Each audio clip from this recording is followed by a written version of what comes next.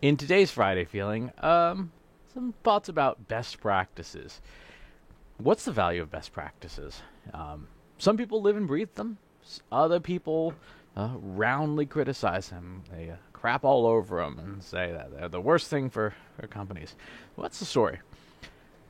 Best practices, if you think about it, best practices are competence in a box, right? They are codified ways, proven methods for accomplishing a result, or for doing a process in a repeatable, verifiable way.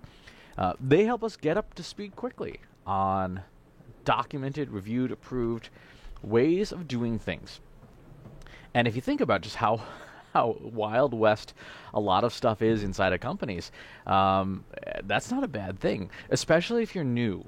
I was at a client recently. There was a new person at the table, and they were saying they're just getting up to speed, and that's someone who really needs those best practices. Here's the book of how to do your job, how to get good at your job quickly. Follow the recipe, and you'll be able to bake the cake, as it were.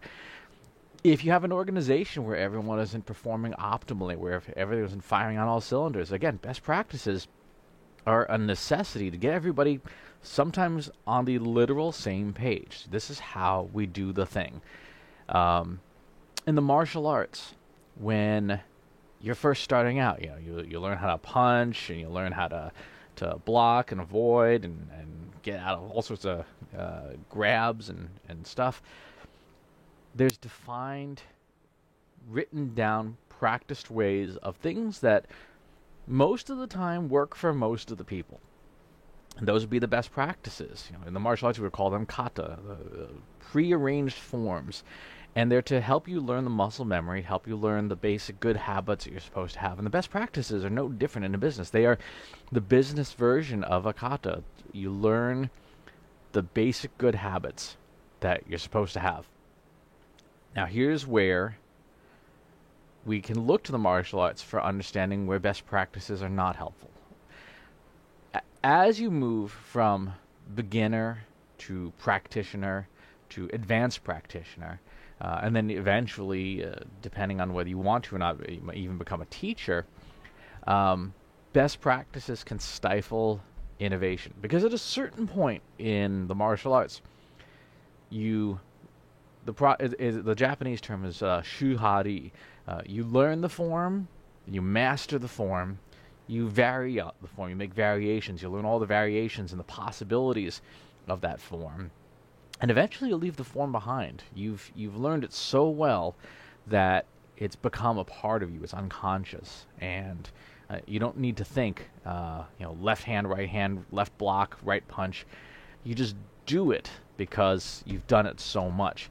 It's like walking, right? In the beginning, if you watch a baby, they're kind of very tentative, and you have to literally remind them: left foot, now right foot, now left foot. Yep, and try and keep your head up, don't fall over. By the time you're 5 years old, or 10 years old, or 50 years old, walking is an unconscious thing. You just do it. You follow the best practices of walking. Put one foot in front of the other. In companies, best practices are essential for people who are new in their job, or for getting people to adhere to a specific way of doing things. This is the way we do it. But if innovation is important to your company, if new products, new services, new ideas, new ways of doing things are important to your company, and that should be part of your company's DNA, then best practices eventually become inhibitory. By definition, if you're not trying anything new, if it's already in the manual, right? If it's already written down, you are not going to create something new. You're repeating what's already been done, and that's inhibitory to being able to explore, to experiment, to innovate, and then codify your learnings into new and updated best practices. How do you know when you're there? You're there when everyone can do the basics. So again, look to the martial arts. You can't teach someone who's a white belt, the most advanced spear fighting technique. That's just going to go badly for everybody. You absolutely can teach somebody that once they've put in their 20 years and they've gotten all the basics down and they can do the basics, and it's automatic. It's baked into their brains, and they've learned the variations of the basics, and they can do all those. Then it's time for them to leave those basics behind. Not to stop doing them, but because they don't need to focus on, left hand, right hand. In a company, you look for the person who has gotten good at their job. They're producing output. They're doing what they're supposed to do. And they start talking about things like, where can I get some more training? Where can I get some more professional development? Where can I learn a new thing? Can I go to a conference and stuff? So if you have that curiosity combined with the competence, that's when you say, okay, this person needs variations of best practices, or this person may even be able to start leaving best practices behind, in the sense of, okay, now you're going to start innovating. Now you're going to start creating new stuff, net new things. It's difficult.